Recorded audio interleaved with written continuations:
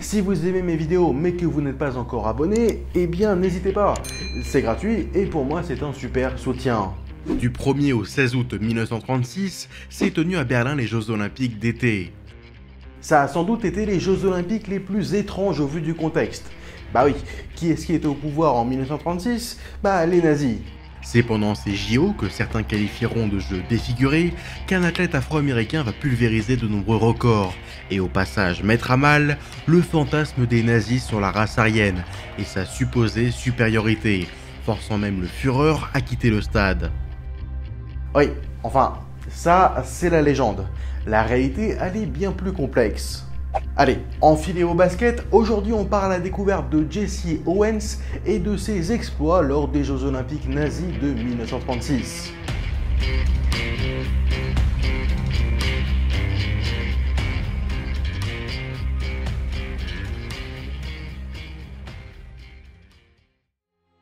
C'est à Danville, un petit village dans l'Alabama, que naît le 12 septembre 1913 James Cleveland Owens.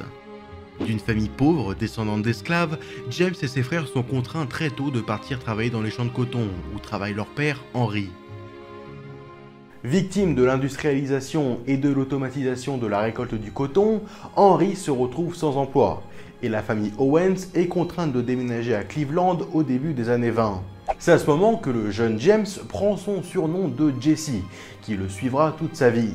En fait, c'est assez simple, avec son accent de l'Alabama, son institutrice ne comprenait pas quand il disait ses initiales, JC.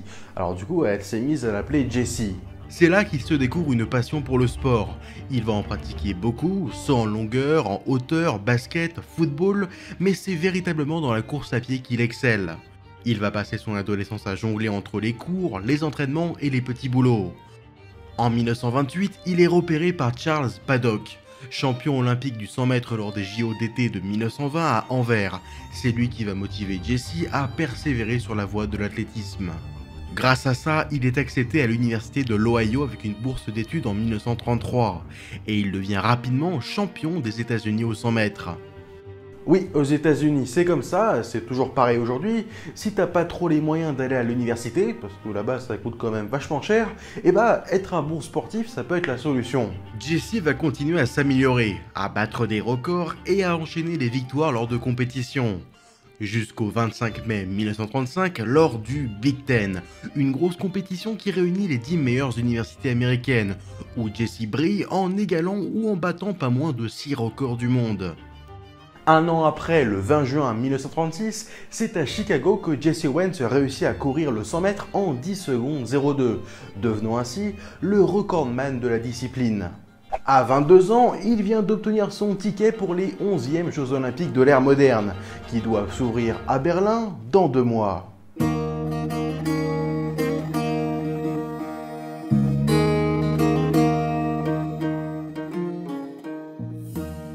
Depuis la fin des Jeux Olympiques en Grèce antique au IVe siècle, il s'est écoulé 1500 ans sans Jeux Olympiques à proprement parler. Car, bien évidemment, que les compétitions sportives n'ont pas disparu pendant plus d'un millénaire. Évidemment, on pense tout de suite aux joutes médiévales, mais l'idée d'une compétition entre plusieurs pays, ou cités grecques à l'époque, a pratiquement disparu. C'est pendant la Révolution française, sous l'impulsion du député Charles Gilbert Rome, que vont naître les Olympiades de la République, une compétition sportive qui a lieu en plein Paris tous les ans entre 1796 et 1798. Puis tout au long du 19e siècle, plusieurs pays vont reprendre cette idée et organiser leurs propres Olympiades. On a par exemple le grec Evangelos Zapas, qui tente de recréer les Jeux Olympiques à Athènes en 1859. Mais c'est en Angleterre, en 1850, avec les Jeux Olympiques de Wenlock, imaginés par un certain William Pennybrooks, que la formule des JO modernes, telles que nous les connaissons, prend forme, sans que cette compétition ne réussisse à s'exporter dans d'autres pays. C'est finalement avec un certain baron Pierre de Coubertin que les Jeux Olympiques sont ressuscités, en prenant pour la première fois une dimension internationale. Coubertin milite pour la création du CIO, le Comité International Olympique, qui voit finalement le jour en 1894, et c'est à Athènes, sur la terre des Jeux Antiques, que s'ouvre la toute première Olympiade de l'ère moderne, en 1896. avec au programme 49 épreuves, issues de 9 sports, athlétisme, cyclisme, gymnastique, haltérophilie, lutte, natation, tennis et le tir.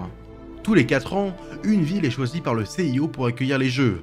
Paris en 1900, Saint-Louis en 1904, Londres en 1908, Stockholm en 1912, et à chaque fois de nouvelles épreuves apparaissent.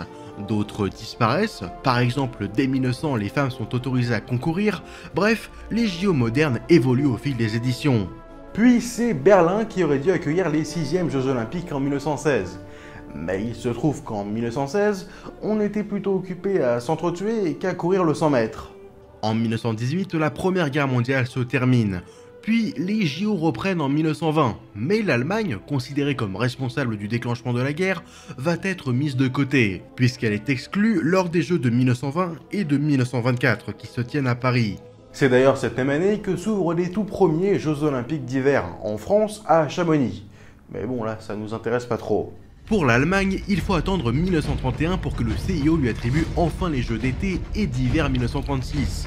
Un moment très important pour l'Allemagne, puisque cela doit marquer enfin son retour sur la scène internationale. Mais lorsque Berlin est choisi pour accueillir les JO, l'Allemagne est encore sous la République de Weimar. Et ce qu'on ignore à ce moment-là, c'est que 2 ans après, en 1933, l'Allemagne bascule, avec l'arrivée des nazis au pouvoir. Toute la société allemande se retrouve changée, y compris le monde du sport. Dans l'imagerie nazie, le sport est vecteur d'un idéal arien. Et c'est avec la création du DRL en 1934 qui va absorber toutes les associations sportives allemandes que l'arianisation du sport en Allemagne se met en marche. Ce qui conduit entre autres à l'exclusion des clubs des sportifs juifs. Comme toujours avec le Troisième Reich, la propagande, soigneusement orchestrée par son ministre Joseph Goebbels, joue un rôle central dans la promotion de ce mythe. Les affiches, les statuts, les rassemblements sportifs en eux-mêmes, tout ça cherche à galvaniser les foules et à propager les idées nationalistes et racistes des nazis par le biais de l'éducation physique. Même si l'objectif final est clair, préparer la jeunesse à la guerre. Pourtant, pour ce qui est des Jeux, Hitler n'en voulait pas au début. Mais très vite, il va comprendre que cela peut servir ses intérêts. Les Jeux de Berlin vont donc être pour les nazis une formidable occasion de montrer au monde la grandeur retrouvée de l'Allemagne, tout en prenant soin de cacher tout ce qui pourrait choquer le monde, leur antisémitisme, la xénophobie, etc. Le régime va aussi pouvoir profiter d'une grande répétition générale, puisque 6 mois avant l'ouverture des Jeux d'été, l'Allemagne accueillait également les Jeux Olympiques d'hiver. Mais à l'étranger, justement, on est moyennement chaud pour ces Jeux Olympiques. Ces Jeux, que certains appellent les Jeux nazis, se voient en effet boycottés dans plusieurs pays. Des États-Unis à la France, en passant par la Suède ou bien les Pays-Bas, de nombreuses voix se lèvent pour dénoncer ces Jeux dans un état totalitaire aux valeurs totalement opposées à l'humanisme que sont censés défendre les Jeux Olympiques. Certains pays vont alors organiser des contre-jeux populaires, dont le plus important devait se tenir à Barcelone en même temps que ceux de Berlin, mais ces derniers sont annulés en raison de la guerre civile que connaît l'Espagne au même moment. Au final, ces tentatives de boycott vont échouer et les JO de Berlin vont bien avoir lieu.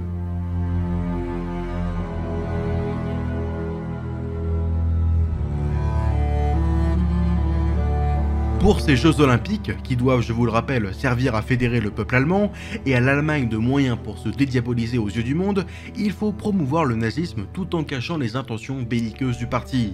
Alors pour cette édition, les Allemands ont mis le paquet. À commencer par la création d'un village olympique ultra moderne, avec cinéma, bibliothèque, salle de bain dans chaque chambre, bref, le grand luxe.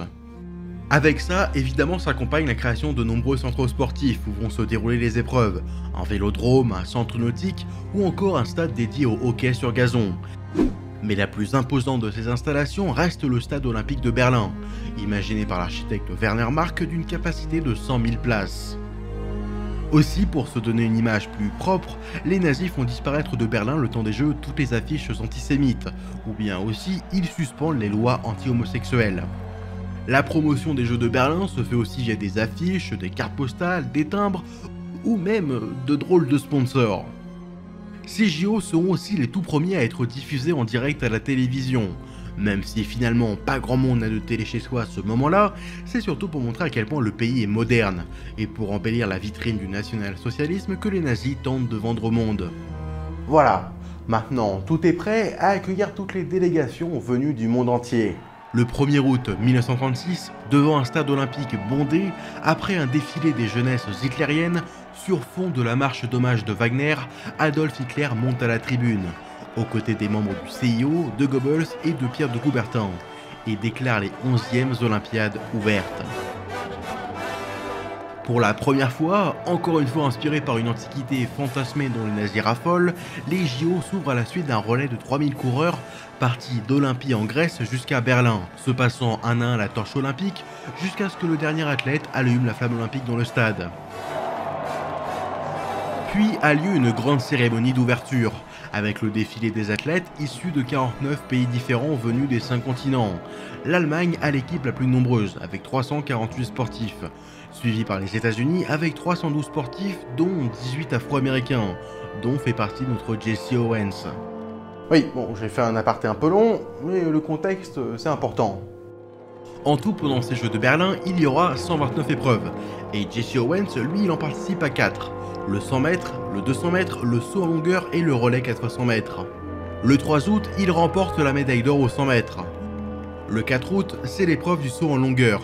Owens réussit à établir un record olympique en étant le premier à franchir la barre des 8 mètres, le tout en battant le grand favori allemand avec qui il se lie d'amitié pendant la compétition, un certain Lutz Long. Long, c'est l'opposé d'Owens. Il vient d'une famille bourgeoise, il est blond aux yeux bleus, ultra populaire en Allemagne, bref, ces deux hommes n'ont pratiquement rien en commun. Et pourtant, ils apparaissent sur plusieurs photos en train de se serrer la main, de rigoler et de longuement discuter au bord des pistes. La légende veut même que ce soit Long qui aurait conseillé Owens lors de son dernier essai, ce qui lui aurait permis de l'emporter, même si tout ça n'est sans doute qu'une anecdote inventée par Owens dans les années 60 pour redorer l'image de son ami. D'ailleurs, une autre légende tenace existe autour de la victoire d'Owens sur Long. À la suite de ça, Hitler aurait quitté la tribune. En vérité, on ne sait pas trop, mais tout ça va amener à encore une autre idée reçue sur ces JO, Hitler aurait refusé de recevoir Owens après sa victoire. Alors là, c'est vrai, mais c'est plus compliqué que ça. Lors du premier jour de la compétition, Hitler reçut dans sa loge les athlètes allemands qui venaient de remporter une médaille, mais il refusa de voir les autres vainqueurs, dont l'Afro-Américain Cornelius Johnson. Les membres du comité olympique auraient alors fait savoir au Führer que c'est soit il reçoit tous les vainqueurs, soit il ne reçoit personne. Et il a donc choisi de ne plus recevoir personne, que ce soit des athlètes noirs, étrangers ou allemands. Et puis les Jeux Olympiques et le racisme, c'est une longue histoire.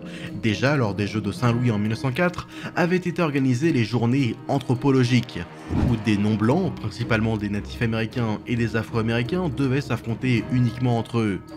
Mais revenons à Owens qui, le 5 août, remporte une 3e médaille d'or aux 200 mètres. Puis, c'est le 9 août qu'a lieu la dernière épreuve pour lui, le relais 400 mètres.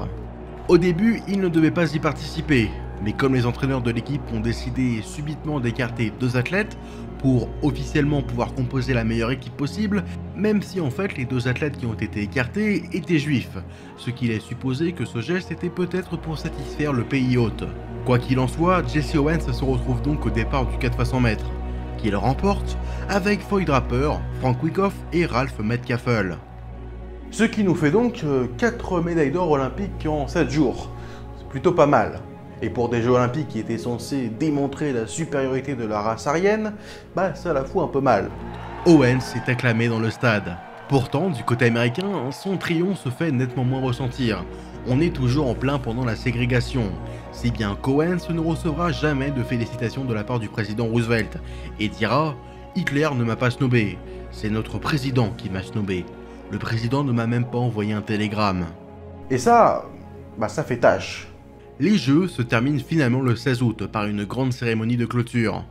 L'Allemagne en ressort victorieuse, déjà sur le plan sportif, puisque c'est le pays qui a remporté le plus de médailles, 89 dont 33 en or, devant les Américains avec 56 médailles dont 24 en or. Mais c'est aussi et surtout une immense victoire pour le régime nazi.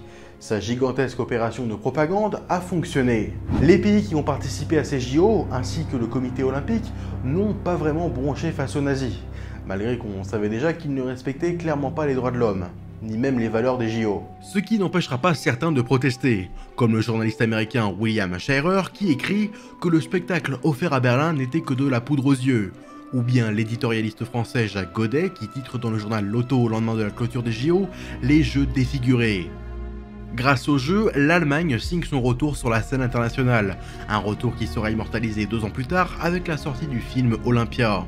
Les Dieux du Stade dans sa version française, signé de la cinéaste Leni Riefenstahl, ce film commandé par Hitler, dans lequel la réalisatrice réinvente totalement la manière de filmer le sport, achève de faire entrer les Jeux de Berlin dans l'histoire grâce aux images. Et pour ce qui est de Jesse Owens, au niveau de sa carrière, ça va pas très bien se passer.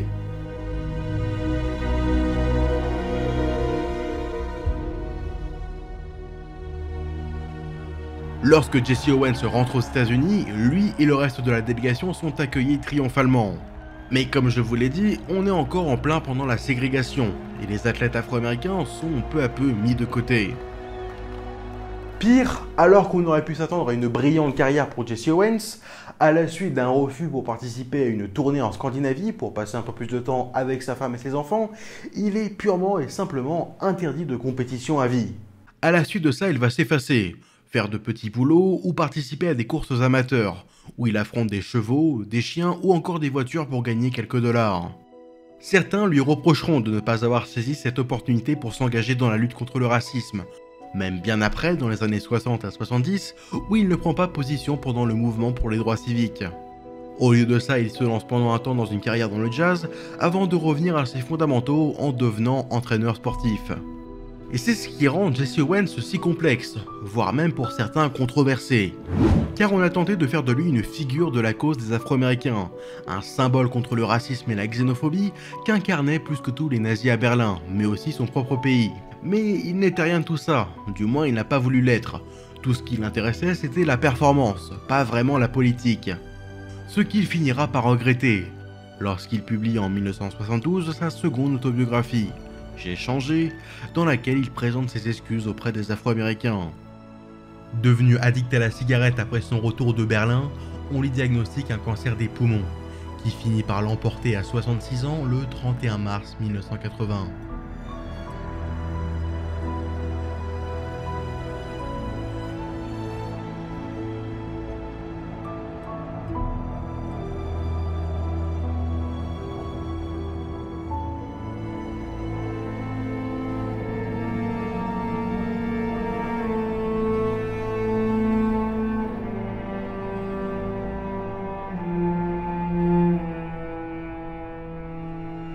Merci d'avoir regardé cette vidéo, pensez au like, aux commentaires, à vous abonner, à me suivre sur Twitter ou encore Instagram.